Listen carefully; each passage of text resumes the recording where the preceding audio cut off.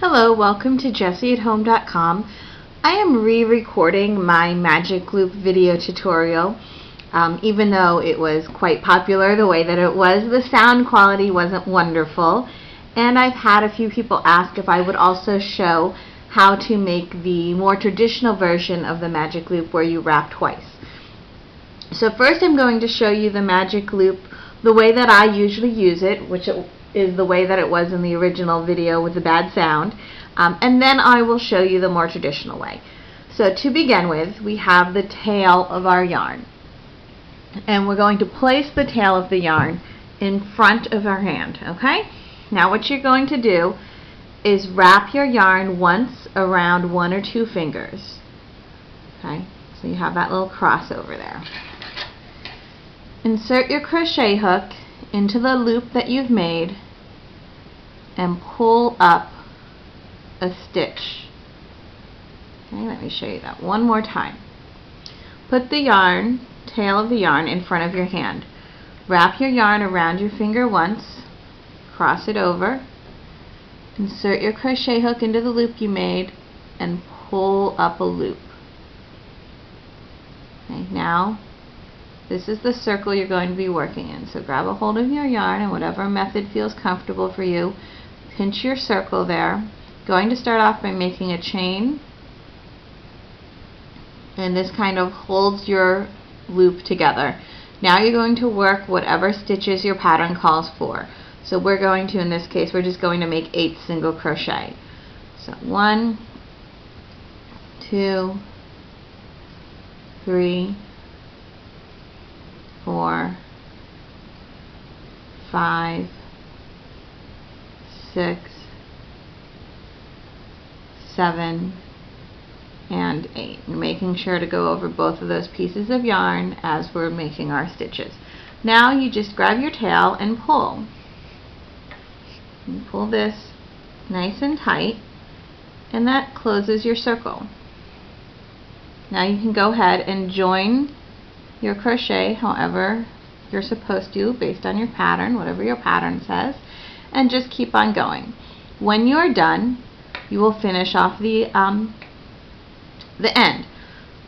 You want to make sure to thread this yarn onto a needle, and you're going to go through and insert your needle here so that you've skipped over this first stitch. Insert your needle here and feed it through some of your circle. Right now the yarn is coming out in this direction, so you want to sew it back into this direction. Okay, so you're going the opposite way. Then when you come up, you want to do the same thing again. Skip a stitch and come back. That way you have to skip a stitch so you don't actually just pull the yarn right back out again, but you want to go once the opposite direction, then turn directions again and go back. It'll make it nice and tight, and it really, I have not had these come out, even in items that I've washed many times. Okay, so that's why I'm happy with the magic loop this way. I'm fine with it. But I know some of you want to learn the other method, so it's the same basic idea. You just wrap twice, and then you have to be a little bit more careful when you're pulling at the end. So here I am going to show you the more traditional method of the magic loop. It starts the same way. You put your yarn in front of your hand like this. And this time, instead of wrapping just once, you actually wrap 1, 2 times. Cross your yarn over. Slip your crochet hook through and grab a loop of yarn. And then again, get a hold of your yarn, whatever method you use. Pinch onto this circle. Make that chain that holds everything together. And now you are going to do your crochets. In this case, we'll do the same thing, the 8 single crochet. 1, 2, 3, 4. You can see again, this time we're working over 3 pieces of yarn instead of just 2 pieces of yarn because we added in that extra wrap. Okay, so we've done 8 single crochet.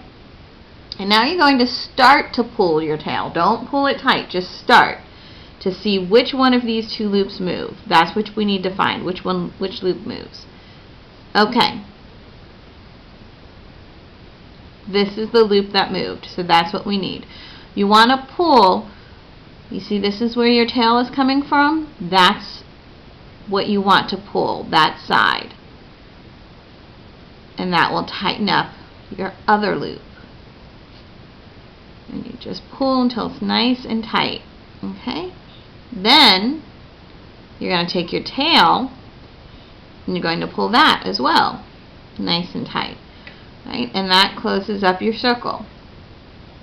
Then you do whatever your pattern tells you as far as continuing to stitch around in your pattern. And once again, you still need to finish your ends. I do not recommend just clipping this. Some people say, oh, you can just clip it and it's fine.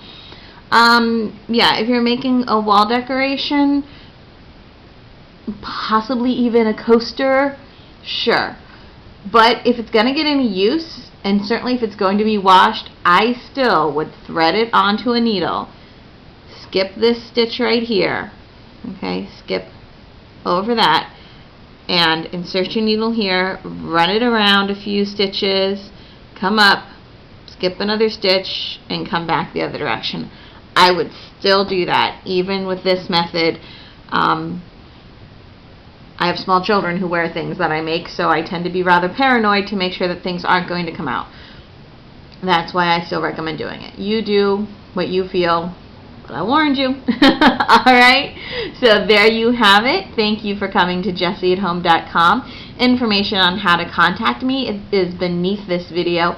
And by all means, if there is a tutorial you would like to see, please do go ahead and let me know. I am happy to make videos for you. If there's something you want to learn how to do, I will do my best to teach it to you.